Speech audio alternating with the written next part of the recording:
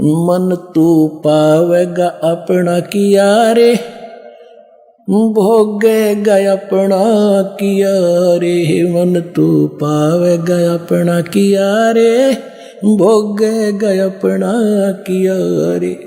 जैसे कर्म करोगे वो भोगने पड़ेंगे। अब कर्म ही क्यों ना सुधारे हम पहले, हम कर्म अच्छे करें। जैसे भक्ति कर्म कर रहे हैं वो भी गलत, शास्त्र विदिता कर्म अनुमान आचरण कर रहे हैं, उनका कोई लाभ होना नहीं। और बाकी हम कर्म ठीक कर ही नहीं रहे, क्योंकि हम किसी को लूटते हैं, रिश्वत लेते हैं, मिलावट करते हैं, अटपट करते हैं। ये हमने देना पड़ेगा, ये हमने भोगना पड़ेगा। जैसे एक समय एक गुरु से चले जा रहे थे, रास्ते में एक मछलियां पकड़ने वाला शिकारी मछली पकड़ रहा था और मछलियों को जाल भर भर के बाहर डाल रहा था। वो तड़प तड़प कर मर रही थी। तब गुरु जी से शिष्य ने पूछा कि हे गुरुदेव, इस अपराधी प्राणी को क्या सजा मिलेगी, कैसे पाप कर रहा है, कैसे जीव मर रहे हैं इसके सामने, इसको जरा रहम नहीं। गुरु जी ने कहा, बेटा इसका उत्तर मैं फिर दूंगा। 5, 7, 10 वर्ष के बाद फिर गुरु शिष्य दोनों चले जा रहे थे। आगे एक हाथी का छोटा सा बच्चा उछल कूद मचा के कूद रहा था। वो वृक्षों के बीच में फंस गया, 2 वृक्षों के बीच में, और ऐसे ऐसे झटके झुटके मार कर वो निकलता गया, लेकिन खाल छुल गई उसकी। वर्षा के दिन थे, उसमें कीड़े पड़ गए और कीड़े पड़ा, वो पड़ा पड़ा चिल्ला रहा था। अनगिन कीड़े मोटे मोटे उसके शरीर को खा रहे थे, उसके प्राण नहीं निकल रहे थे। अब दोनों गुरु शिष्य वहाँ से निकले, तब उस चेले की दृष्टि पड़ी कि ये क्यों चिल्ला रहा है हाथी का बच्चा। देखा उसमें कीड़े पड़े हुए। तब उसने पूछा, गुरुदेव इस प्राणी ने कौन से जन्म में ऐसा कौन सा कर्म किया था जिसको इतना दंड भोग रहा है, कीड़े खा रहे हैं। तब उसने कहा कि सुन बेटा, उस दिन जो मछियारा था ना, वो मछिया पकड़ रहा था और वो मछिया को बाहर डाल रहा था, तड़प तड़प के मर रही थी। ये हाथी का बच्चा वो मछियारा है और ये मछलियां अपना बदला ले रही हैं। ये उनको खाया करता था, अब ये इसको खा रही है। चल बेटा आगे। गीता अध्याय नंबर 7 के श्लोक नंबर 29 में जो स्पष्ट किया है कि जो सभी कर्मों से परिचित है। जैसे वो आपको बहुत बार कथा सुनाता है कि एक समय एक व्यक्ति की 2 विवाह हो गए। पहले वाली से पत्नी से एक पुत्र हुआ, दूसरा विवाह किया तो उन दोनों दूसरी के भी पुत्र उत्पन्न हुआ, पहले वाली की मृत्यु होगी। उसके बाद दूसरा विवाह किया तो उससे भी पुत्र उत्पन्न हुआ। दोनों के 10-12 वर्ष का अंतर, 15-16 साल का अंतर था। 10-12 वर्ष का बड़े पुत्र की और दूसरे पुत्र की आयु में। तो किसान की मृत्यु होगी। बड़े का विवाह हो चुका था, छोटा भी 10-12 वर्ष का था। छोटे वाला किसी कारण से रोगी हो गया। संपत्ति का बराबर का अधिकारी था। कुछ दिन ट्रीटमेंट भी करवाया। फिर उन्होंने दोनों ने, पति पत्नी ने क्या लालच छाया कि क्यों ना इसको विष दिला दें और सारी संपत्ति अपनी हो जाएगी। यही लास्ट में निष्कर्ष निकला। किसी वैद्य से संपर्क साधा। उस वैद्य ने कहा, इतने पैसे लूँगा, मैं ये काम कर दूँगा, दवाई कर दूँगा। ऐसा ही हो गया। उसने 200, 250, 500 रुपये जो लिए वो दे दिए और उसको विष दे दिया, वो मर गया। सभी को ये था कि बीमार है, भाई मर गया, बात खत्म हुई। कुछ दिनों के बाद उनको एक पुत्र प्राप्त हुआ, इकलौता पुत्र, सारी संपत्ति भाई वाली भी अपने पास, और दिल खोल कर उसको खूब खिलाया पिलाया, ठाठ से पाला पोसा। जब वो गिने दिनों में 14-15 साल का, 16 वर्ष का हो गया, उसका विवाह कर दिया। विवाह होने के बाद वो लड़का बीमार हो गया। उसका सब जगह इलाज कराया उन्होंने, क्योंकि वो अपना बेटा था। इसलिए देश विदेश में जिसने जो मुँह मांगा, झाड़ फूक सब कुछ करवा ली, आधी संपत्ति बेच कर लगा दी। लड़का खाट पकड़ गया, कोई रिकवरी नहीं हो रही थी, स्वास्थ्य में सुधार नहीं। एक दिन उसका पिता उसके पास बैठा था, मत्था पकड़े, क्या होगा भगवान, इकलौता पुत्र, ये जीवेगा नहीं। तब उस लड़के ने कहा कि भाई साहब, अपने पिता को कहा, भाई साहब अब मेरा जो है तेरा और मेरा अकाउंट बराबर होगा, लेन देन बराबर हो चुका है, लकड़ी और कफन के पैसे शेष हैं, उनकी व्यवस्था कर ली। अब उसने देखा कि लड़का इतना दुखी हो रहा है, ऐसा इसकी बुद्धि काम नहीं कर रही, पिता को भी भाई कह रहा है। उसने कहा नहीं बेटा मैं तेरा पिता हूँ। अगर नहीं तू मेरा भाई है। कि नहीं आपको बेटा पहचान में नहीं आया, देख मैं तेरा बाप हूँ। नहीं तू मेरा वो भाई है जिसने मुझे जहर देकर मारा था, याद है तेरा वो कहानी। आज मैंने अपनी पाई पाई प्राप्त कर ली है, तैने जो मेरी संपत्ति हड़प करी थी वो मैंने खर्च करवा ली है, और अब तेरा मेरा हिसाब बराबर हो गया। तब उसने कहा कि भाई वहाँ खुल गई फिर तो कहा अब मेरी मृत्यु है, कोई नहीं रोक सकेगा मुझे। तब उसने कहा कि एक बात बता दे भाई साहब, तेरी बात सारी सच्ची, मेरी आँख खुल गई, मेरा तो कुल नाश हो गया, तू मर गया तो कुछ नहीं मेरे पीछे, या संपत्ति के काम आई जो शेष बची है। पर एक बात बता, मैंने जैसा जुल्म किया था वो तो मेरे को मिल गया, ठीक है, मैंने तो अपना कर्म किया पा लिया, लेकिन ये लड़की जो कन्या तेरे ब्याही आई है, तेरी पत्नी है, इसने के पाप कर दिया, अब ये जिंदी जलाई जाएगी। क्योंकि उस समय सती प्रथा जोरों पर थी, मरने वाले की पत्नी साथ फूकी जाती थी उसी चिता में। तब उसने बताया कि वो वैद्य कहाँ है, डॉक्टर जिसने मुझे विष दिया था कि तेरी मृत्यु के 4 वर्ष बाद उसकी मृत्यु हो गई थी हार्ट अटैक से। उसने कहा, लड़के ने कहा कि ये वही दुष्ट आत्मा है जो आज मेरी पत्नी रूप में आई हुई है, अब यह जिंदी फूकी जाएगी, इसको यही सजा पर्याप्त है। मन तू पावेगा अपना किया रे, भोगेगा अपना किया हरे। मन तू पावेगा अपना किया रे, भोगेगा अपना किया हरे।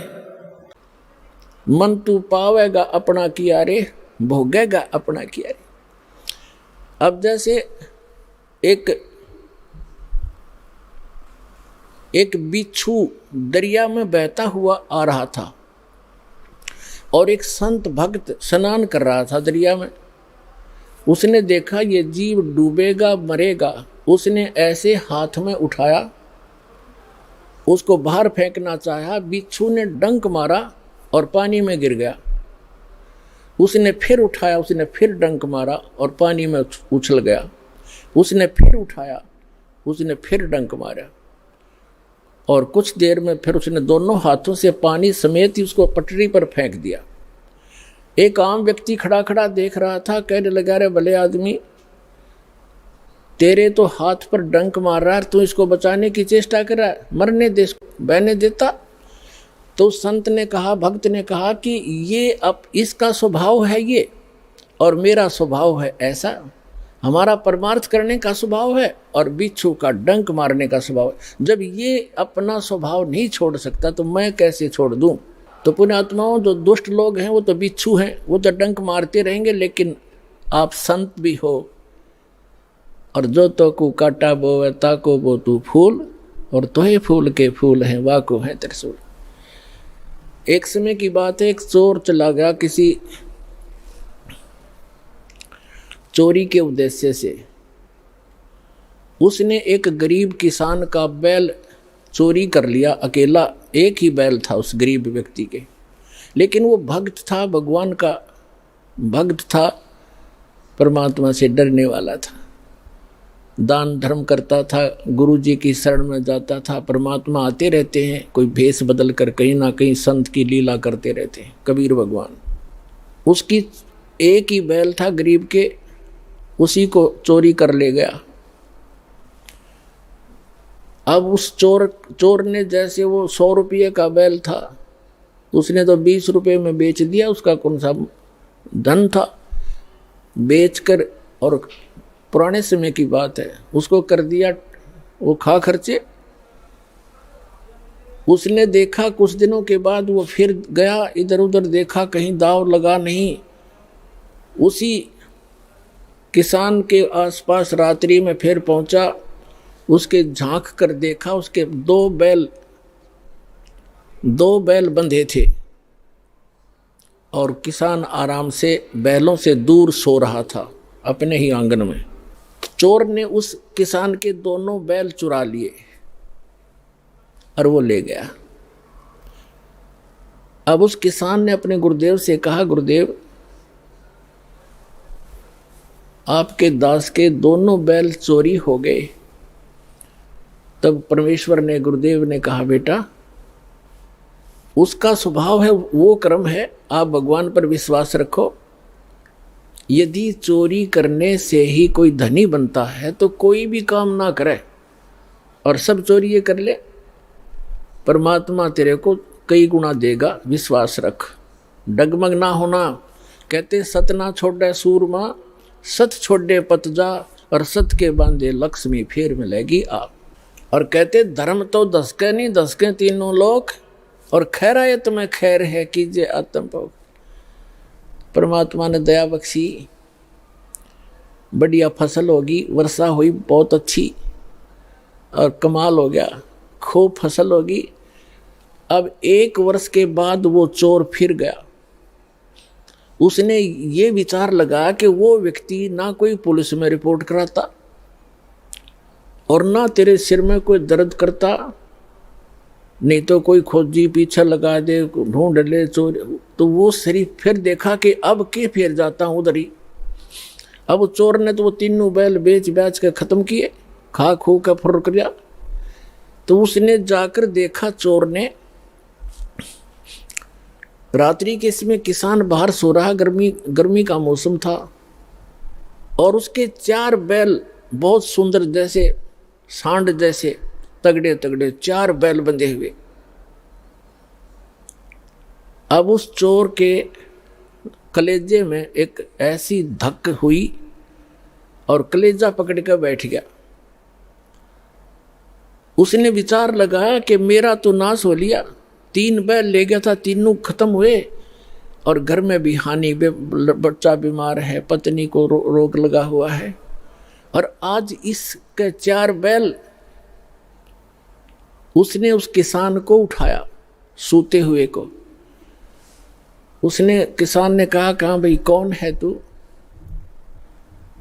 मुझे सोने दे भाई, सारा दिन खेतों में काम किया है, मैं थका पड़ा हूँ। और वो कहने लगा, मैं चोर हूँ भाई। किसान कहने लगा, भाई कोई बात नहीं, आप अपना काम करो, मुझे डिस्टर्ब ना करे, सोने दे, वक्त से उठना है, आप अपना काम करो, जो जिस काम आए हो। तो चोर कहता है कि भाई मेरे से वो काम अब होता ही नहीं, मैं कर नहीं सकता उस काम ने, एक बार उठ ले तू, एक बार खड़ा हो ले। उसने कहा, क्या बात है? कि भाई, चोर ने बताया कि भाई मुझे चाहे तो पुलिस में पकड़वा दे और चाहे किसी गांव के व्यक्तियों ने बुला के जान तो मरवा दे, मैं सच्ची बताऊंगा आज। वो कहने लगा किसान के, बता भाई क्या बात है? मैं ना तो तेरे को पुलिस में पकड़वाऊं और ना मैं तुझे किसी से पिटवाऊं, भाई तो क्या करना चाहते हो बताओ। उसने कहा कि मैं आपका पहला बैल भी मैं चुरा कर ले गया था, और जब फिर मैं दूसरी बार आया तो आपके 2 बैल थे बहुत सुंदर, और मेरे उस एक, वो भी मेरा वैसे ही विनाश हो लिया था, वो भी खर्च हुए। दूसरी बार आपके दोनों बैल भी मैं चुरा कर ले गया था, और मेरे पास आज खाने को दाने नहीं, और तेरे पास 4 बैल खड़े हैं, मुझे युवराज बता दे, ऐसा गरीब आदमी तू कैसे लाया 4 बैल? तब उसने कहा, भाई अब सुन ले मेरी, मैं कहाँ से लाया? मैंने गुरु बना रखे हैं और वो परम संत भगवान आए हुए हैं, मैं उनका सेवक हूँ, उनकी आज्ञा का पालन करता हूँ, और ऐसे कर आप भी दीक्षा ले लो, परमात्मा धनी करेगा तब धनी बना करते हैं। तो उसने कहा, ठीक है भाई, मैं दीक्षा ले लूँगा। अपने गुरुदेव के पास लेकर गया वो किसान उसको कि गुरुदेव, एक भक्त आया है, आपका दास आया है और ये दीक्षा लेना चाहता आपसे। अच्छा बेटा, दीक्षा ले लो। तो गुरुदेव ने बताया कि बेटा चोरी नहीं करनी, मांस नहीं खाना, शराब नहीं पीना। तो उसने कहा महाराज मैं बड़ा दुष्ट व्यक्ति था और आपके इस देवता के मैं तीन बैल चुरा कर ले गया था, मेरा तो नाश हो गया, मेरा बच्चे भी बीमार, मेरी पत्नी को भी रोग है, और आपके इस बच्चे के 4 बैल बंधे। तो उसने कहा बेटा कोई बात नहीं, अनजान में गलती ना जाने किस किस पे हो जाती है, और फिर सुधर जाओ, इंसान ही होता है। और बेटा भगवान देता है तभी धनी हो सकता है, ऐसी बकवादों से धनी नहीं हो सकता। उसको दीक्षा दिलवा के उस चोर को, अब तो भक्त बन गया। कहते हैं हर सुमरे सो हंस कहावे, कामी क्रोधी कागरे। भक्ति करे तो भक्त हो गया, चोरी करे था चोर था, अब भक्त बन गया। अपने घर लाया उसको और कहा भाई क्या काम करता है? वो कहने लगा मैं भी किसान हूं। भाई ठीक है, ऐसे कर, एक बैल ले जा तू और एक अपना किसी और से जुगाड़ करके कर लिए, एक बैल ले जा और अपना कमा ले। तो उसने कहा नहीं, मैं बैल ले जरूर जाऊंगा क्योंकि मेरे पास अभी भी जुगाड़ है नहीं, लेकिन आपका जो मैं चोरी करके ले गया था वो भी पाई दूंगा, मुझे पता लग गया बाग, फिर अगले जन्म में देना होगा। ये छोटी छोटी कथाएं हैं जो आपके बहुत काम आऊंगी। एक समय एक गांव में, एक नगर में एक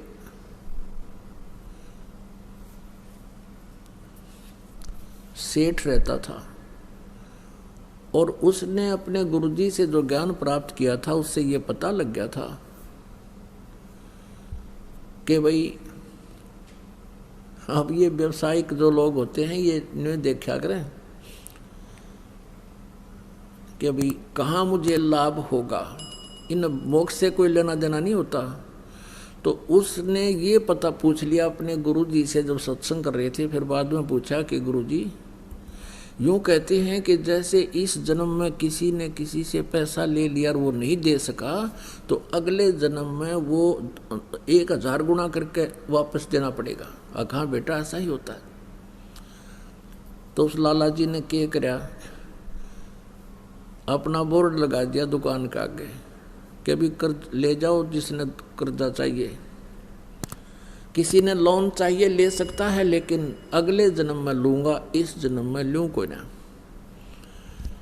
अब ये जो पैसे के पुजारी होते हैं ये इसे इतनी गिरजन की वृत्ति बताते हैं। एक लाला जी मर गया, यम के दूत पकड़ के ले गए, तो उससे पूछने लगे भाई तेरे को पहले स्वर्ग में भेजा या नरक में, क्योंकि तेरे इतने पुण्य इतने पाप। नो बोला दोनों के बीच में बिठा दे, नून के भी आओगे गा कर, नरक वाले भी आओगे, दोनों के बीच में बिठा दो मैंने। यानी वहाँ भी अपने बिजनेस पॉइंट व्यू से ही सोचा उसने। तो इसी दृष्टिकोण से उस लाला जी ने अपने गेट पर ये बोर्ड लगा रखा था कि अभी इस जन्म जो कोई लोन लेगा तो अगले जन्म में लूँगा उससे। 2 ठग थे, उन्होंने वो बोर्ड पढ़ लिया, वो चले थे चोरी चारी करने, उन्होंने बोर्ड पढ़ लिया। दोनों बतलाए रही साहब मूर्ख, हमने तो पहली बार देखा, मेंटल तो नहीं है। अब उससे बात करी भाई लाला जी हमने 200 रुपये कर्ज दे दे। बोला ले ले भाई। वो पक्का करे थे, वो कहने लगे भाई देखा हम तो जल्दी देवांगे, व्यवहार के पक्के आदमी हैं। वो कहने लगा ना भाई मैं तो अगले जन्म में लूँगा। अब उन्होंने फिर पक्का करना भाई हम तो 6 महीने के भीतर तेरे वापस दे देंगे ब्याज रुपया। वो बोला ये ब्याज लूँगा और अगले जन्म में लूँगा, ना तो जाओ तुम। तो उन्होंने सोचा अच्छा भाई ले अगले जन्म में ले। उन तो ठगना था ही वो। उन दोनों ने अपने 200 रुपये या जैसा भी 100 या 500 लिए और दरे गठड़ी में चल पड़े। आगे वो चलते जा रहे थे। एक गांव के बाहर एक तेली का घर था। पहले तेली होते थे, कोल्लू चला करते थे बैल से, और उसमें सरसों पीड़ा करते थे और तेल बनाते थे। उस तेली के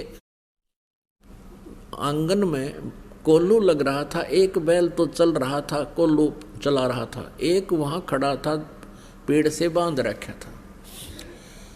तेली किसी कामवश गांव में गया हुआ था। वो दोनों वहाँ रुक गए, जलपान कर ले, पानी पी लेते हैं। उन्होंने पानी पिया तो दोनों बैल बतलावे थे, आपस में बातें कर रहे थे। अब जो बैल चल रहा था उसमें कोल्लू में, उसने पूछा जो बैल खड़ा था कि भी तेरा कितना लेन देन इस तेली के साथ बचा है। अब वो खड़ा बैल कह रहा है कि अभी कल जो है ना एक व्यक्ति आएगा और मुझे इससे मोल ले जाएगा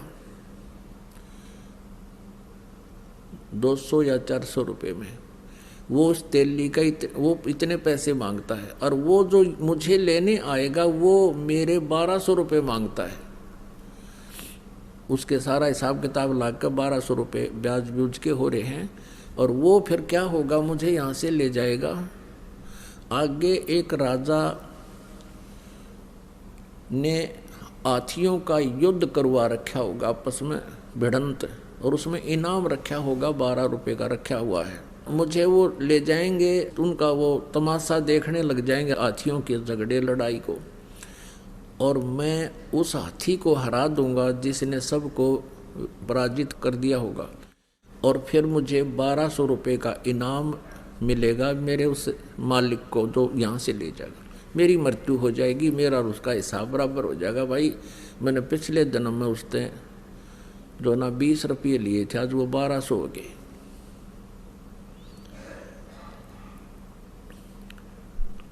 तो उसने फिर पूछा कि भाई जो कोल्लू को चला रहा था उससे पूछा कि तेरा क्या हिसाब किताब है तेली का और तेरा। उसने कहा भी मेरा और इसका हिसाब पूरा होने वाला है, और मैं अब घंटे 2 घंटे में मर जाऊंगा। इतने में वो तेली आ गया और उनका कलेजा हिल गया। अकड़े तेरा गजब हो, ये बैल बोल रहे, और बैल बोल रहे हैं तो बस साची ये पाओगी, ये तो अनहोनी है, भगवान ने बुला रहा है इन्हें। तो उनने सोचा भी आज रुकना पड़ेगा यहाँ, और कल देखेंगे यूँ मरेगा किस टाइम यू बैल, और वो किस टाइम ग्राहक आएगा। तेली आ गया, उनसे पूछा भाई कौन हो, कहाँ से आई हो। उन्होंने बता दिया ऐसे हम जा रहे थे, रास्ते में पानी पीने लग गए। और वो तेली बोला भी कोई बात ना, अब देर हो गई है, शाम रुक जाओ, सुबह जाइए। का अच्छा भाई, वो तो रुकना ही चाहते थे। 2 घंटे के बाद वो बैल जो चल रहा था उसकी मृत्यु होगी, जो कोल्लू चला रहा था। अब उन दोनों का दिल धड़क धड़क करने लगा रहे, या तो सच्ची हुई भाई। उधर से अगले दिन सुबह एक व्यक्ति आया और उस तेली से कहने लगा भाई कोई बैल बता मुझे, या तेरे पास होता है बैल दे। अब तेली का ये डर हो गया कि भाई चलता चलता बैल मर गया, कोई बीमारी आ गई पशुओं में, और इसने बेच दे जल्दी तो दूसरे को भी और लाऊंगा कोई। उसने उसके 500 400 100 200 जिसे रुपये मांगे और उसने दे दिए। वो दोनों जने अपनी वहाँ पोटली कटक कर बांध गए। उस बैल लेकर गया था, उसके साथ साथ चल पड़े। ये और देखेंगे वहाँ पर ये बताए थे इन्होंने कि बैल हाथी को हराएगा। वहाँ क्या हुआ कि वो जाके खड़े हो गए, दंगल लगा हुआ था, हाथी आपस में कुश्ती कर रहे थे। एक हाथी सबको पराजित करता हुआ चल रहा था, और लास्ट में वो अकेला खड़ा हो गया कि और लाओ वे जिसका कोई हाथी हो, गुड़ाओ इसके साथ, ये केसरी हो गया। वो जाकर खड़े होकर तमाशा देखने लग गया। बैल पकड़ रखा था रस्सा हाथ में, वो बैल हाथ से रस्सा छुटा कर हाथी की तरफ भाग लिया। लंबे लंबे सींग थे पहने पहने। हाथी ने उसका सूंड मारा, वो सूंड लग गया, सींग फंस गया सूंड में, और हाथी मारे किल की चंगाड़ बाज गया। हाथी का सूंड में दर्द बहुत होया करे। हाथी किल की मारे रोवर लीद करे। उसने सोची मेरा नहीं किया गया सिंगाड़ा। हाथी भाग गया तो वो विजयी हो गया। बैल 1200 रुपये राजा ने इनाम दे दिया। वो 1200 रुपये उनके पास आए उस बैल वाले के पास। उसी समय बैल की मृत्यु हो गई। अब वो दोनों जने उनके पैरों तले की जमीन खिसकन लगी। क्या तो बूंदी बनेगी, बैल बनना पड़ेगा इस लाला जी का जिसके पैसे ले आए हम। वो दोनों वापस आ गए। अगले दिन 9 के 9 दोनों ने पैसे रख दिए। सेठ जी अपने पैसे पकड़े, ये मारा पर नहीं उठा ही पे। लाला जी ने ठाकर बाहर गली में फेंक दिए। मारे मेरे लेखे कितने ले जाओ, हम ना मैं ना लूँ, अगले दिन में लूँगा। और वो ठाठा उल्टे धरे उसके हाथ जोड़े, लाला जी माफ़ कर दे, अगले जा मैं ना लूँ कती भी। वो बाहर फेंक गए। उन्हें सोची बड़ा साका होया भाई। अब वो उठा कर उसने वैसे तो गेरे क्यों कर, क्योंकि देना पड़े, वो तो बहुत सुरक्षित रखने पड़े उनको, कदे को छीन भी ना ले जा थारे थे, बचाव रखें। तो उसने सोचा भाई साधु संतों के पास इसका कोई समाधान होता है। एक संत कहीं बैठा था, वहाँ पहुँच गए और कहने लगे महाराज जी हम एक कसूते संकट में फंस गए, कोई समाधान बताओ। सारी कहानी बता दी। अब वो संत बोला भाई एक काम करो, इसका कोई धर्म पुण्य में ला दो उस लाला जी के नाम पे। तुम यूं करो, एक धर्मशाला बनवा दो मेन रास्ते पे और एक कुआं बनवा दो और उस पर लिखवा दो लाला जी उस सेठ का नाम कि उसके नाम की धर्मशाला। और तुम यूँ करियो, उसमें किसी को रुकने मत देना और ना उस कुएं में तो पानी किसी को पीने देना। बोला जी फिर क्या होगा? फिर तुम मैं बताओगे क्या होगा, और जो मैं कहूँ इतना कर दो। अब वो ने सोचा भी महात्मा ने जो कहा है तो बात फिर ये जाना आगे क्या होगा। उन्होंने एक मेन रास्ते पर जो स्टेशन से उतर कर गाँव को आता था, स्टेशन से उतर करके जो यात्री आते थे उस नगर के स्टेशन 2-3 किलोमीटर की दूरी पर था नगर से, उसके बीच में बनवा दिया। उसके मतलब 2-2.5 किलोमीटर था तो 1.25 किलोमीटर दूरी पर बना दिया और वो कुआं बना दिया, एक धर्मशाला बना दी, लिख दिया लाला जी का नाम जिस पर उन्होंने लोन लिया था, उधार ली थी। अब वहाँ यात्री आवे और पानी पीने या थोड़ी देर विश्राम करने के लिए धर्मशाला की तरफ जाऊँ, वो दोनों लकड़े लठ लेकर खबरदार तो यहाँ आगे होता है, चलो यहाँ से। तो वो कहने लगे भाई क्यों तुमने धर्मशाला बनवा रखी, कुआं बनवा रखा, तो रुकने क्यों नहीं देते, जल क्यों नहीं पीने देते? हकील लाला जी ने पूछ लो भाई, इसने मना कर रखा है कि यहाँ हम दोनों नौकर छोड़ रखे हैं और कह रखा है ना इसमें किसी को रुकने देना, ना इसमें पानी पीने देना किसी को। इवाम आदमी ने बोले बड़ा मूर्ख आदमी, इतना पैसा ला दिया और फिर किसी को यहाँ टिकने भी नहीं देते। आयो यो कैसा लाला जी हुआ, सब गाड़ी देते जाओ। एक दिन उसका समधी आ गया, उसके लड़की ब्याह रखी थी, वो समधी भी आया, उसने देखा पढ़ा अको हो तो अपने ही रिश्तेदार का बनवाया हुआ है और अच्छी मरोड़ इसी में पहुंचा, चला उधर को। वो दोनों लकड़े लठ ले गए, खबरदार जो इधर आया था। वो कहने लगा अरे क्या बात भाई, मैं इसका रिश्तेदार हूँ। ने बोला बाहर चल, तू किससे का रिश्तेदार हो?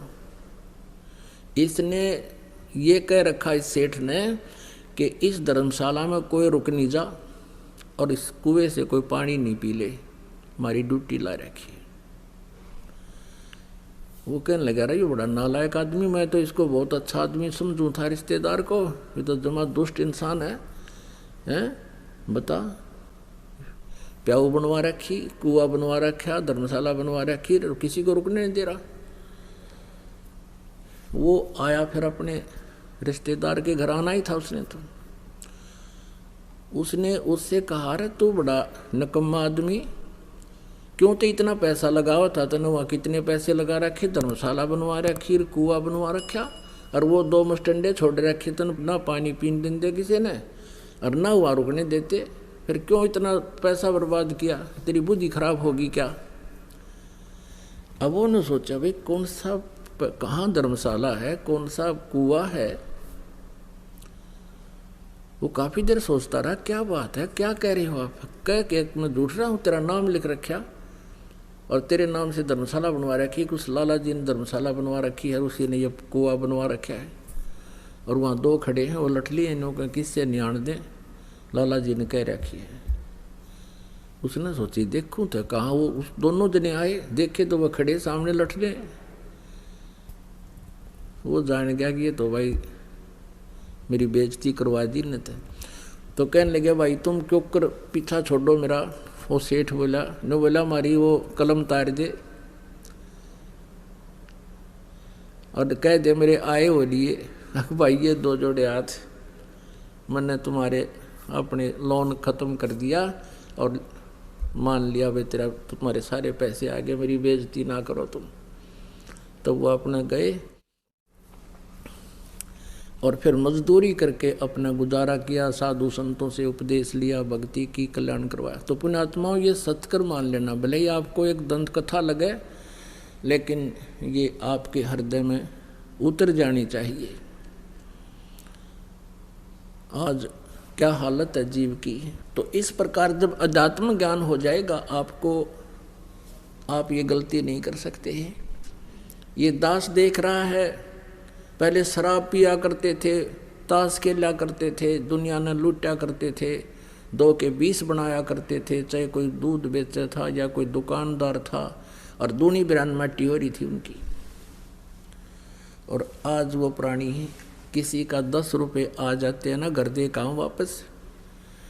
एक बहन बता रही थी कि मैंने एक लाला जी से कपड़ा लिया, उसने रेट बताया, कम बत्ती करके जो हमारा फाइनल रेट हुआ वो 200 रुपये का हुआ, और मैंने उसको 1000 का नोट दे दिया, उसने मेरे को 1250 रुपये वापस दे दिए, क्यों करके उसका धोखा लगा।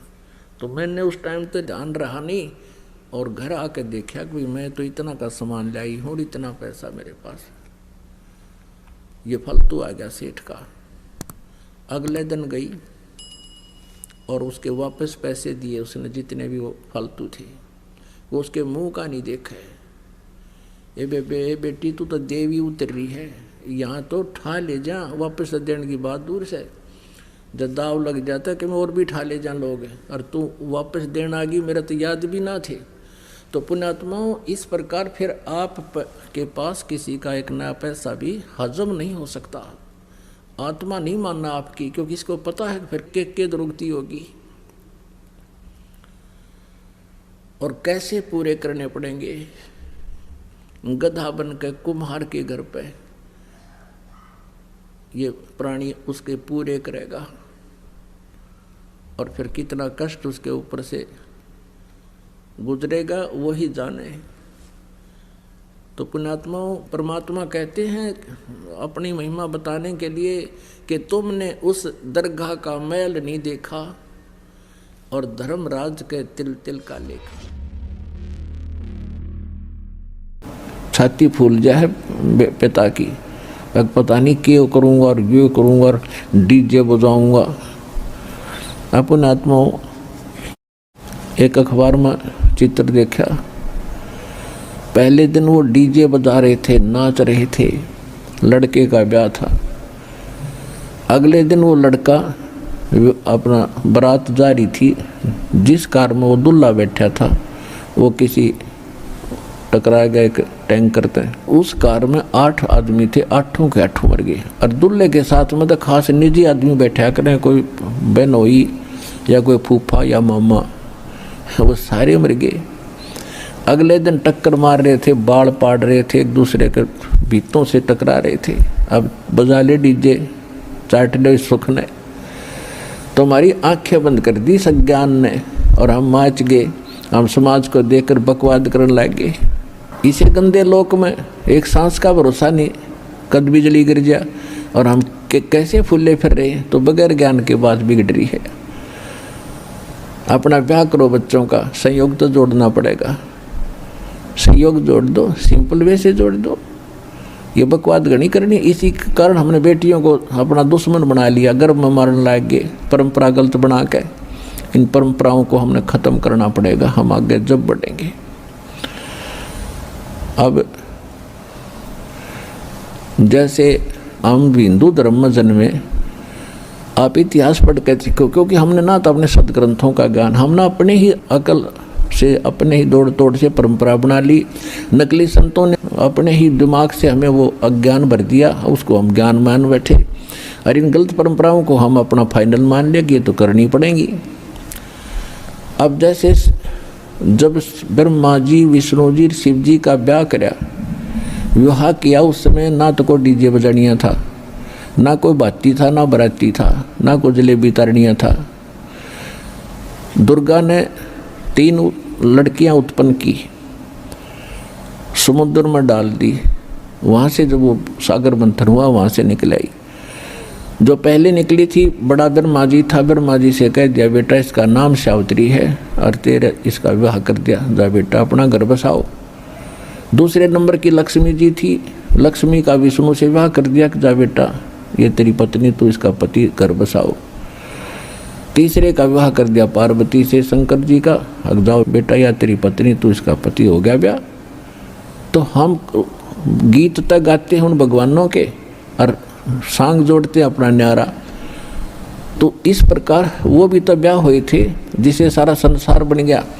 तो इसी प्रकार हम एक ऐसी परंपरा बनाने जा रहे हैं, बच्चों का ब्याह करो, एक नया पैसा नहीं लाना, ना देना ना लेना। पहला फार्मूला तो ये देखो कि जो भाग्य में लिखा है बेटी और बेटे को वही मिलेगा, इससे कम बत्ती नहीं हो सकता, तो इससे पटक लेना। हाँ, और फिर हमें मिल गए ऐसे भगवान अब कि जो अन्ना हमारे भाग्य में होगा, जो हमें आवश्यक होगी चीज़, वो ज़रूर देगा यू, और जो हमारे भाग्य में बुरा होगा कर्म, उसने काटेगा। तो भगवान को इसलिए खोजा करते कि हमारे 2-3 ताप भी कटें, प्रारब्ध में लिखे हुए दुख भी मिटें, तभी हम भक्ति करें। हम पहले कथा सुना करते, भजनी और सांगियों से वो कथा सुनाया करते थे। एक राजा के 3 बेटी थी, और पहले ये धार्मिक लोग बहुत हुआ करते, राजा भी, तो संतों को बुलाया करते थे, उनको बच्चों को बैठा कर कथा सुनवाया करते थे। तो सारे बच्चे कथा सुनते थे, राजा भी बैठता था। अब ये कथा का असर नहीं हुआ, तो वह कथा सुनने का फायदा क्या हुआ। तो उनमें से एक लड़की थी, उसको ये पक्का विश्वास हो गया कि भगवान ही सबका पालक है। जैसे बताया जाता है कि माँ के गर्भ में किसने पाला आपको, ना माँ को सेव कर सके थी, ना पिता का वहाँ कोई जोर चलाया था, ना कोई वहाँ खाना पहुँचाया जा सकता था। तो वहाँ भी तो परमात्मा ने जुगाड़ किया, माँ की नाभि से आपकी नाभि जोड़ दी और आपका शरीर कितना सुंदर बना दिया। और बाहर आने से पहले परमात्मा को कितनी चिंता आपकी, माँ के सतन में बाहर आते ही दूध भर दिया, और पहले ना था टोपा भी उसमें। तो भगवान आपका कितना खैर खवा है, कितनी केयर टेक करता है, उसको पता है इसको क्या चाहिए था। और ईब आप सियाने गणे बन गए, भगवान से दूर हो गए, उससे भी ऊपर पहुंचना चाहते हैं, इंटरनेट बना लिया, जहाज बना लिए, ऊपर भेज दिए, वो जेट विमान भेज दिए, इन पर मंगल ग्रह पर खाए जाओ धक्के, इनमें के खाली पत्थर पड़े। ये जो स्थान है उसकी खोज करो, जो हम बताएंगे उस स्थान पर जाया जाएगा जहाँ सदा सुखी हो गए। तो जो प्रसंग चल रहा है उसी पर आते हैं हम।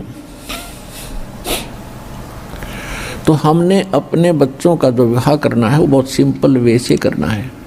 तो उस राजा की लड़की का ये बात समझ में आ गई कि भगवान ही सब कुछ करता है।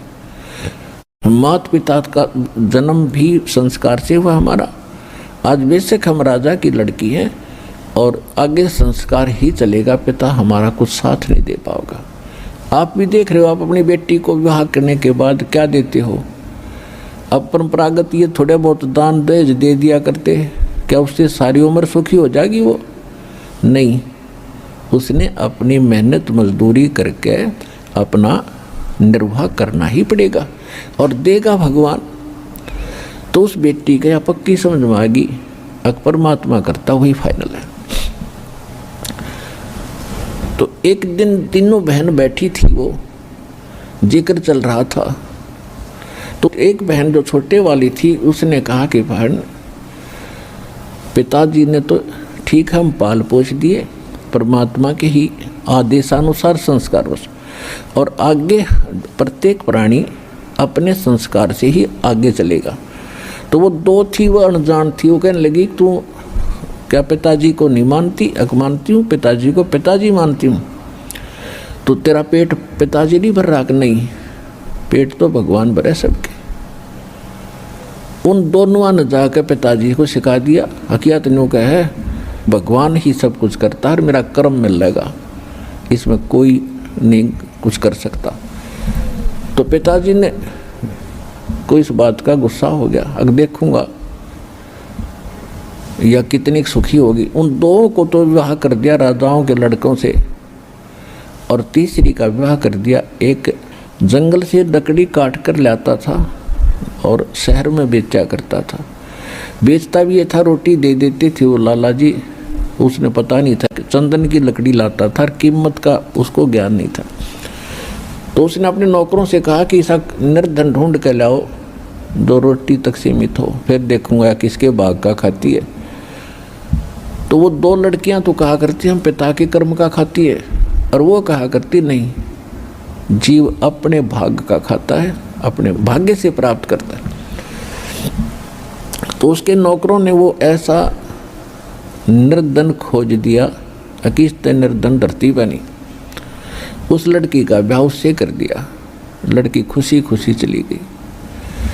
अब फिर उसके साथ वो राजा की लड़की थी, उसने चंदन की लकड़ियों का ज्ञान था, वो लकड़ी काट कर लाता था। और वो पूछा करती थी ये कितनी कीमत की देकर आते हो आप? कि रोटी रोटी देते मेरे को तो फिर वो वहाँ गई उसके साथ लकड़ी लेकर साथ में, उन सेठों से कहा कि इतनी कीमती वस्तु को और आप ऐसे बेच रहे हो? तो बोले चल चल अपना काम करो। उसको पता नहीं था। तो एक दिन वह स्पेशल गई और कही कि आप लकड़ी लेकर आना और दूसरी दुकान पर देना। वो 2-3 दुकानों पर बेचता था। तो लड़की जाकर वहाँ कहने लगी कि मैं राजा की लड़की हूँ और आप इसको क्या कीमत दे रहे हो? तो वो डर गए, तो उन्होंने थोड़ी कीमत बढ़ा दी। ठीक से उनका गुजारा सा हो गया। उसके बाद क्या हुआ कि वो दोनों लड़की जो राजाओं का विवाह किया था उनका युद्ध हो गया किसी के साथ, वो दोनों विधवा होगी और वो मारा गया, उनके पति परिवार भी नष्ट हो गए। उधर से क्या हुआ कि वो जो लड़का था वो कितर राजा का लड़का था, पहले उनका राज्य किसी कारण से किसी ने ग्रहण कर लिया था, फिर मालिक की मेहर हुई, वो मर गया वो राजा जिसने उनका राज्य प्राप्त किया था। और उसकी माँ जो उस लड़के को लेकर निकल गई थी, उसके गले में पर्ची बना कर बांध रखी थी। तो कुदरती उस लड़की ने वो खोल कर उसमें लिखा हुआ लेख पढ़ लिया। उस लेख को लेकर, उस लड़के को लेकर उस राजा की मृत्यु के बाद महामंत्री के पास गई। महामंत्री ने देख लिया कि तो मेरे हाथ का लिखा हुआ था, और उसको तो राजा बना दिया वो लड़का था जो कंगाल था, और वो दोनों बेघर होगी। तो पुण्यात्माओं, ये भले ही कथाएं हों पर ये 100 की 100 सच समझ लेना। जब तक हम परमात्मा की शरण में नहीं आते हैं तब तक तो अपनी किस्मत ही मिलती है। और अब हमको मिल गए अपने भगवान भी।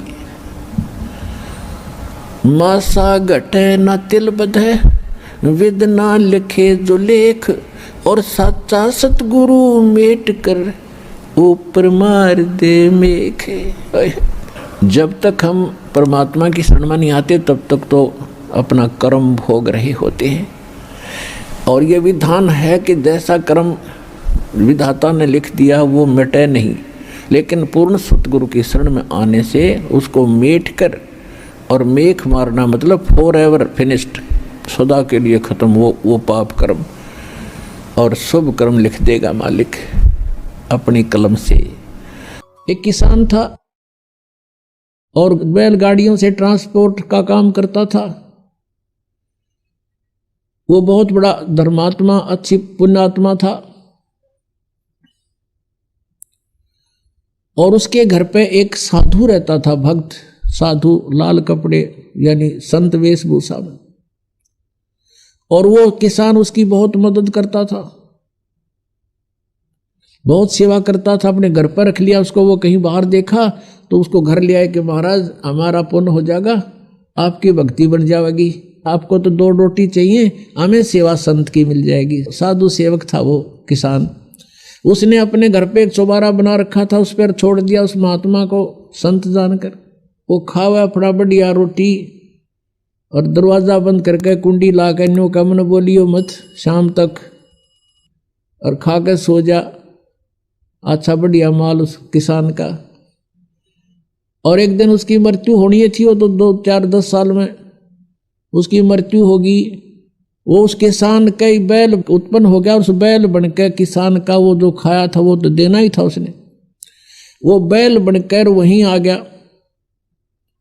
किसी के जन्म लिया किसान के गाय के, और बैल के योग हो गया 4-5 साल में।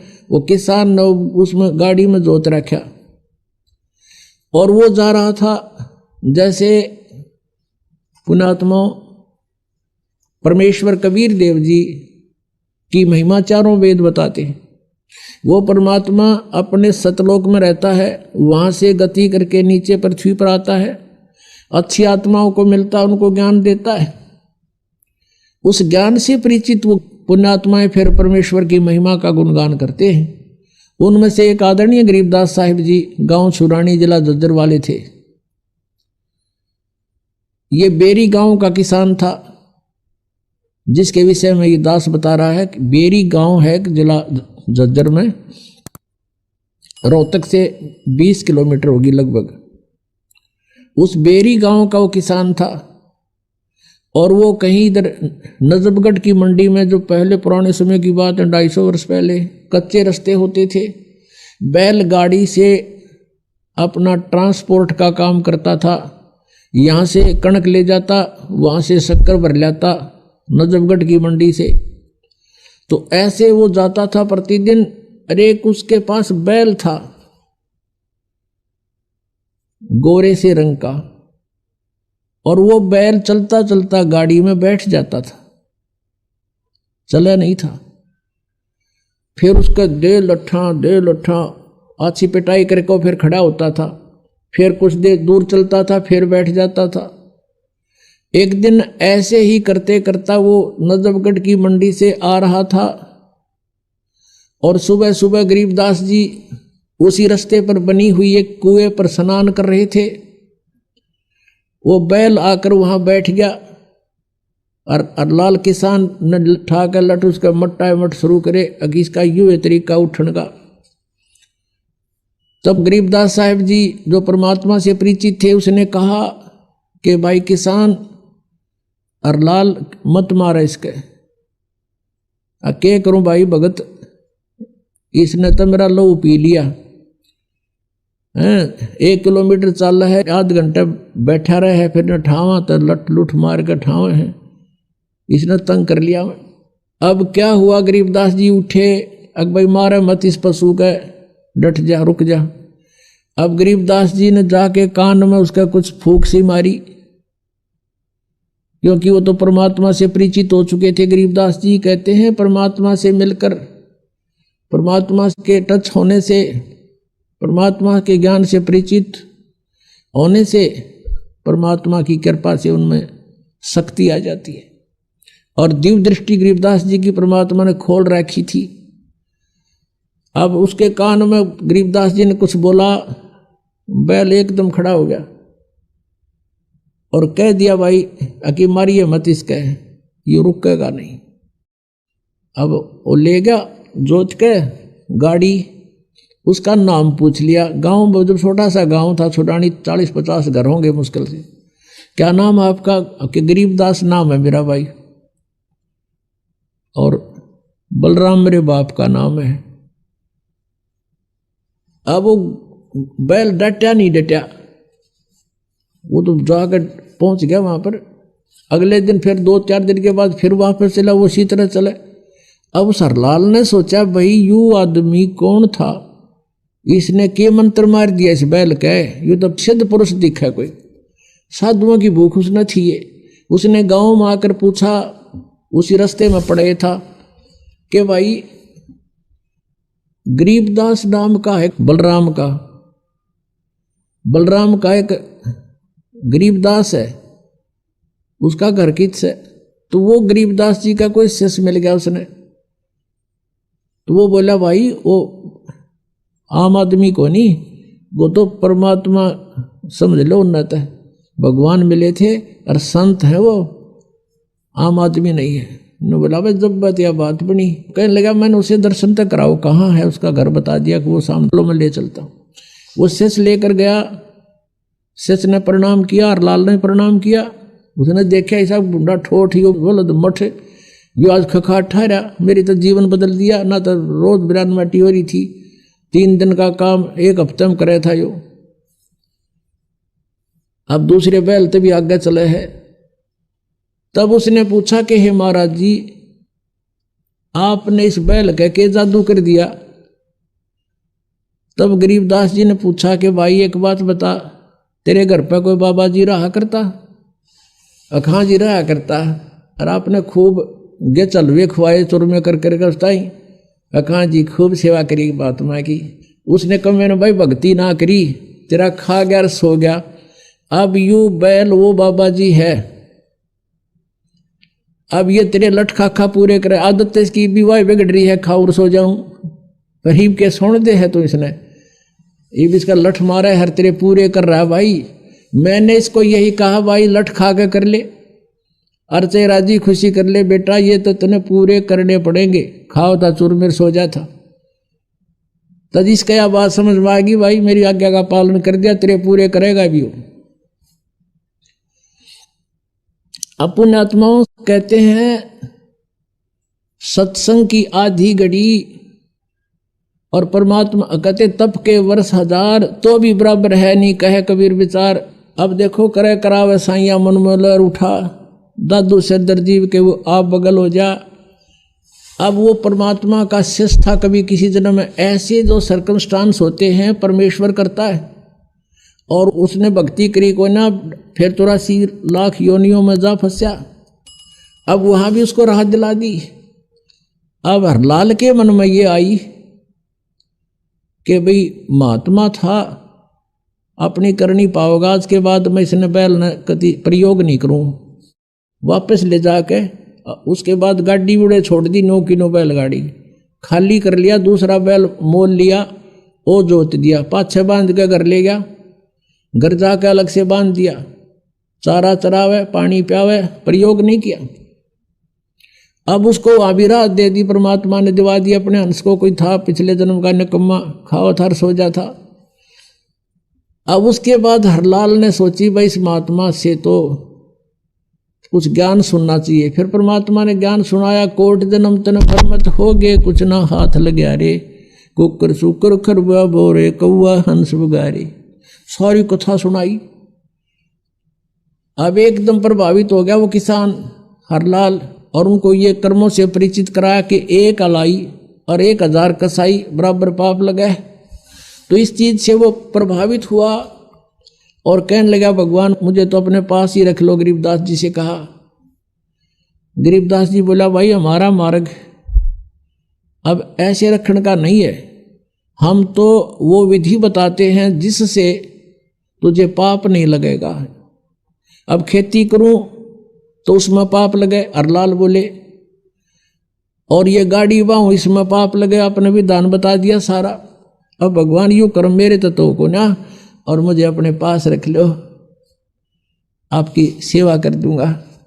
तब गरीबदास ने कहा था कि हमारा यूं मार्ग यूं नहीं है भाई, हमारे पास एक ऐसा साबुन है, प्रतिदिन जो मैला कपड़ा होता है उसको डेली धो ले, साफ हो जाता है। ऐसा नाम दूंगा कि इच्छा कर मारे नहीं, बिन इच्छा मर जा, कह कबीरदास का पाप नहीं लगे। गरीबदास जी ने कहा था कि गाड़ी बाहो खुश रहो और खेती करो खुशहाल, और पर साईं सिर पर राखिए। सही भगत हरलाल कि अपना काम भी कर और इस मंत्र का जाप रख, मर्यादा ना तोड़ना, तो सही भगत हो गया हरलाल। अपनी भक्ति कर, तो कहने का उद्देश्य ये है कि जो ये परमात्मा की भक्ति की सही मंत्र आपको मिल जाएंगे, फिर आपने दैनिक कर्म छोड़े नहीं जा सकते, इनको त्यागा नहीं जा सकता, इनके पाप भी नहीं लगेंगे, आप जी को नहीं लगेंगे। और इस मंत्र के अतिरिक्त चाहे कोई कबीर पंथी भी अन्य कोई कबीर साहिब की शरण ग्रहण करवा रहा है, वो नकली है, उसमें ओट मालिक की उनको नहीं है। अब हम उन श्रद्धालुओं के अनुभव जानते हैं जो जगत गुरु तत्वदर्शी संत रामपाल जी महाराज जी से दीक्षा प्राप्त कर चुके हैं तथा उनके द्वारा बताए गए भक्ति मार्ग पर चल रहे हैं। सर नमस्कार। नमस्कार जी, नमस्कार। सर क्या नाम है आपका? मेरा नाम महेंद्र सिंह झाझड़िया है जी। सर कहाँ से आए हैं आप? मैं गारणपुरा गांव है मेरा, तहसील तोसाम है, जिला भिवानी, हरियाणा का रहने वाला हूँ। सर क्या करते हैं आप? मैं जी खेती बाड़ी करता हूँ जी। सर संत रामपाल जी महाराज से नाम दीक्षा कब लिया आपने? मैं रामपाल जी महाराज जी से नाम दीक्षा 2014 में 10वें महीने में लिया था जी। सर संत रामपाल जी महाराज से नाम दीक्षा लेने से पहले आप क्या भक्ति करते थे? संत रामपाल जी महाराज जी से नाम दीक्षा लेने से पहले मैं डेरा सच्चा सौदा सिरसा 1997 से 2010 तक गया हूँ जी। सर डेरा सच्चा सौदा से आपने किस संत से नाम दीक्षा ले रखी थी? संत गुरमीत राम रहीम सिंह से नाम लिया था जी मैंने। सर उनके द्वारा दी गई भक्ति आपने कितने साल तक की? मैं जी लगभग 13 साल तक उनके दिए मंत्र का जाप किया मैंने। सर जब आप डेरा सच्चा सौदा से जुड़े हुए थे, भक्ति तो आप कर ही रहे थे, तो फिर आप संत रामपाल जी महाराज की शरण में क्यों आए? जी एक दिन शाम को मैं बैठा था, बैठे बैठे इत्तेफाक से साधना चैनल लग गया और चैनल पर गुरुजी का सत्संग आ रहा था।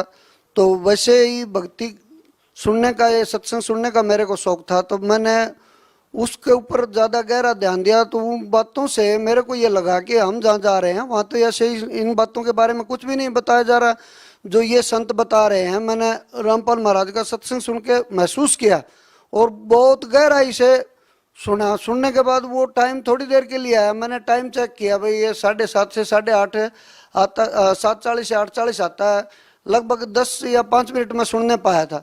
अगले दिन मेरे को ये हुआ भाई कल ये क्या टाइम आएगा, इसको देखेंगे।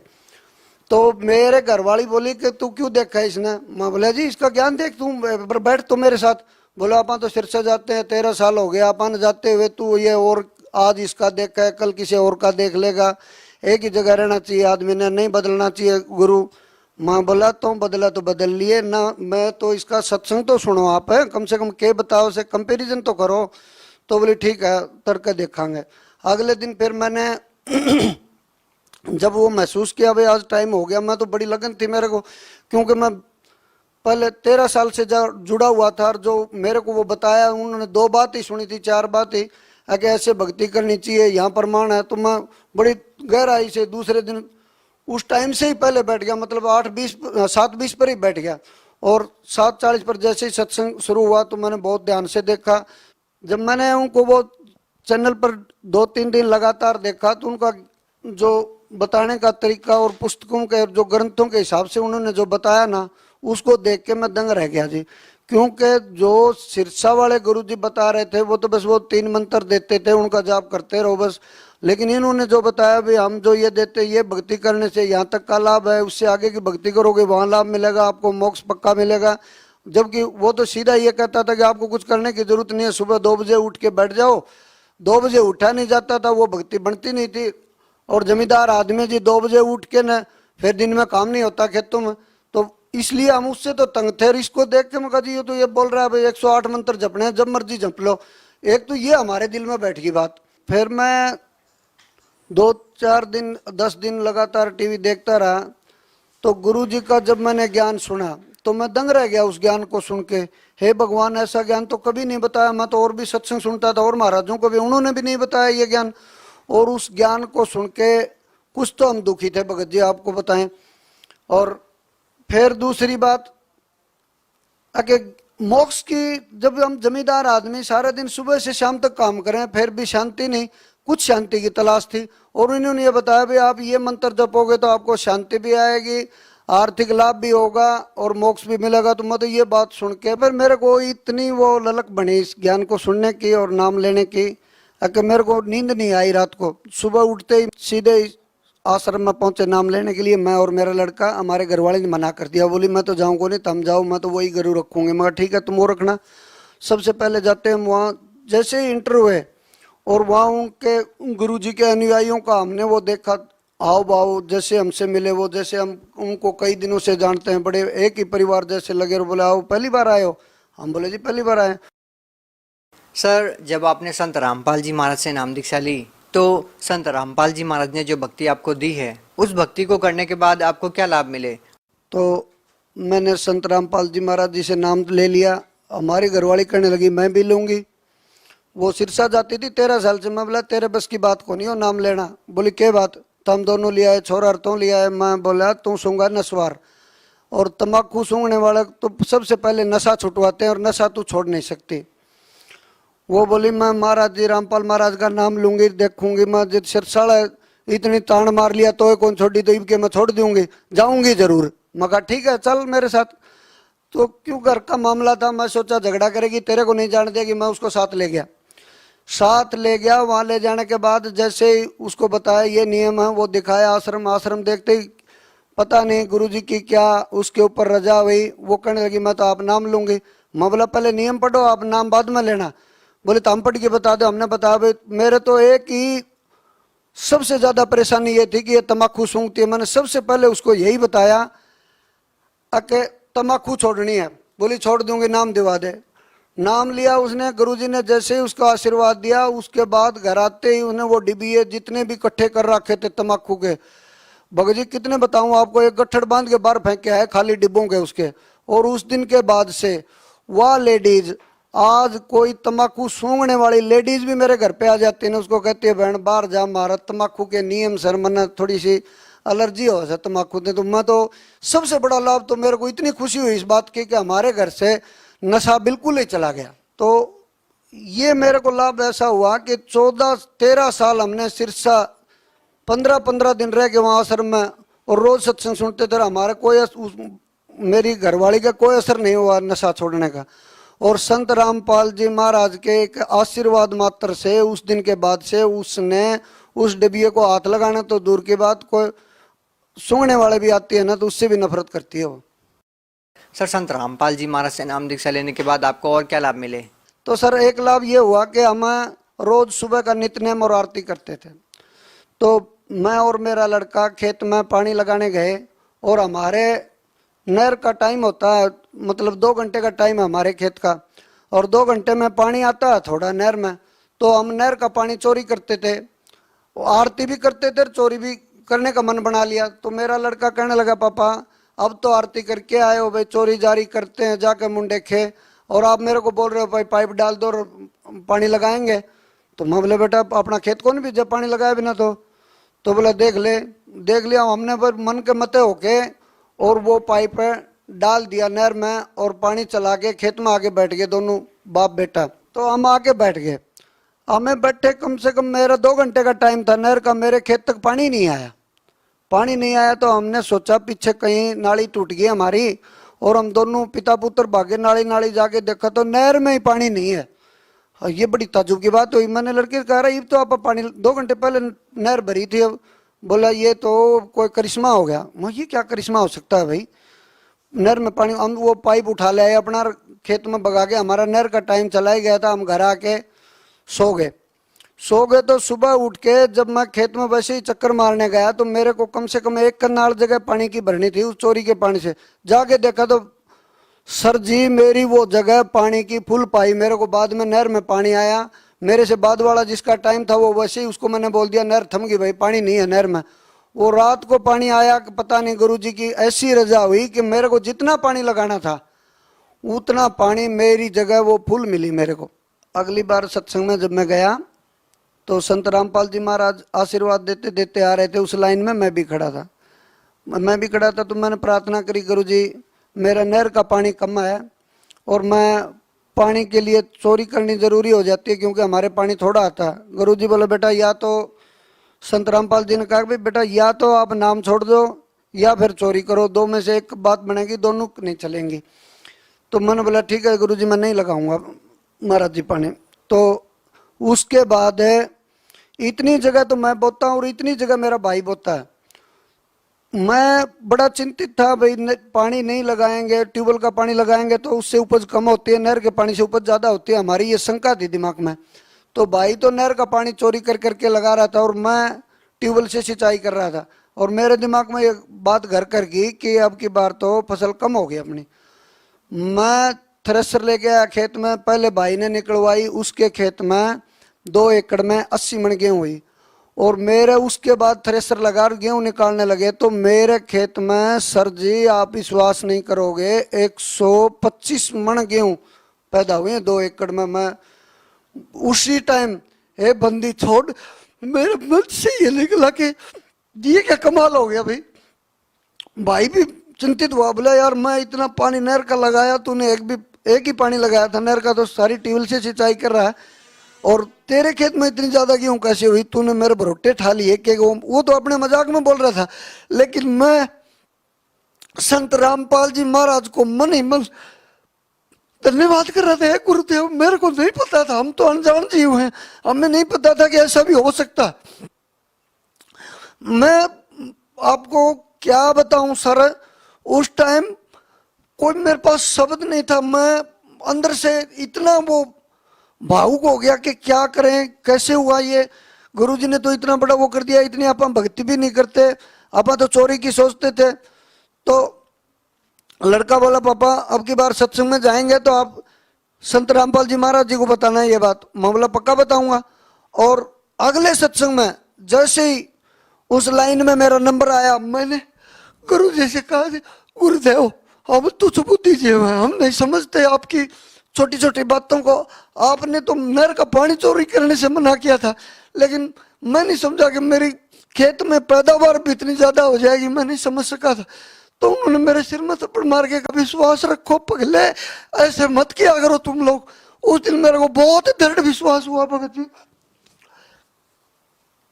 उस दिन के बाद से हमने ना तो कभी नहर की तरफ देखा भाई पानी है या नहीं है, बस अपने को तो खेत में काम करना, पानी है तो नहर का लगा लिया, नहीं ट्यूबवेल का लगाना। और कभी भी फिर हमने ये जो लोग सारे गांव में बिजली की चोरी करते हैं, और लड़का बोला पापा मीटर ठीक करा ले और तार नहीं लगाना, अपन जो बिल आओगा पक्का भरेंगे। मैं बोला पहले तो अपन नहीं भरते थे, बोला गुरु जी का नाम लिया तो यो भी भर के देख। उसके बाद से मेरा बिजली का बिल कंटिन्यू आ रहा है, लेकिन इतना लिमिट में आता है कि भगत जी मैं अफोर्ड कर सकता हूँ उसको, और कंटिन्यू बिजली का बिल भर रहा हूँ। हमें अब चोरी से इतना डर लगता है कि पाप होगा, और अगर कोई भी ये महसूस कर लेगा तो ये अपने एक भ्रष्टाचार मिट जाएगा। मैं तो ये महसूस किया वहां जाके। सर बात करें समाज सुधार की, तो संत रामपाल जी महाराज का एक समाज सुधार में क्या योगदान है? समाज सुधार में तो संत रामपाल जी महाराज जैसा योगदान तो किसी का भी धरती के ऊपर भी नहीं है, जितना उनको, अगर मैंने तो बिल्कुल नजदीक से देखा है कि बच्चों की शादी में दहेज नहीं लेना, नशा नहीं करना, और ये जितने रिश्वत देना लेना, ये सब इस चीज के खिलाफ। जो आज रिश्वत लेते हैं उनको ये बोलते हैं बेटा तुम जहर खा रहे हो, और अपने बच्चों को भी जहर खिला रहे हो। मेरे को भी उन्होंने यही बताया, चोरी का पानी करके लगा के बच्चों को फिर चोर बन जाएंगे, फिर पछताएगा एक दिन, ऐसा वो ज्ञान देते हैं कि चोरी, आज जो रिश्वत लेके घर लेके जाते हैं बच्चों को कुछ खाने के लिए देखते हैं ना, तो वो जहर खिला रहे हैं अपने बच्चों को, उनके बच्चे चोर बनेंगे। इतना बढ़िया ज्ञान देते हैं वो कि बच्चों को भी सिखाओ, खुद भी समझो, ना चोरी करनी है, ना रिश्वत लेनी है, ना दान दहेज लेना है, ना देना है। इस तरह का समाज सुधार में सबसे बड़ा योगदान कर रहे हैं। सर जैसा कि आपने बताया कि आपकी पत्नी डेरा सच्चा सौदा से लगातार 13 साल से जुड़ी रही, और उसके बावजूद भी वो लगातार नशा करती रही, लेकिन जब उन्होंने संत रामपाल जी महाराज से नाम दीक्षा ली और उन्होंने नशा त्याग दिया, तो सर ऐसा संत रामपाल जी महाराज ने उनको नशा छुड़वाने के लिए कोई दवाई या जड़ी बूटी दी थी? सर मैं आपको एक आश्चर्य की बात बताना चाहता हूँ कि मेरे गुरु रामपाल जी महाराज के आशीर्वाद में वो शक्ति है कि आज हमारे कम लगभग 80 लाख के लगभग अनुयायी हैं, और कहीं भी कोई भी जब मेरे अभी इस चैनल को देख रहा है वो महसूस करना, हमारा इकट्ठ जहाँ भी जाता है उनमें एक आदमी को भी वो दिखा दे बीड़ी सिगरेट या कोई भी नशा करते हुए, मैं सारी उम्र उसका गुलामी करने के लिए तैयार हूँ मैं। उसका जूता और मेरा सिर जो एक हमारे भगत को, संत रामपाल महाराज के शिष्य को नशा करते हुए दिखा दे। हमारे 80 लाख के लगभग अनुयायी हैं और ना ही वो दहेज के लेते हैं ना देते हैं। जी बहुत बहुत धन्यवाद। नमस्कार जी।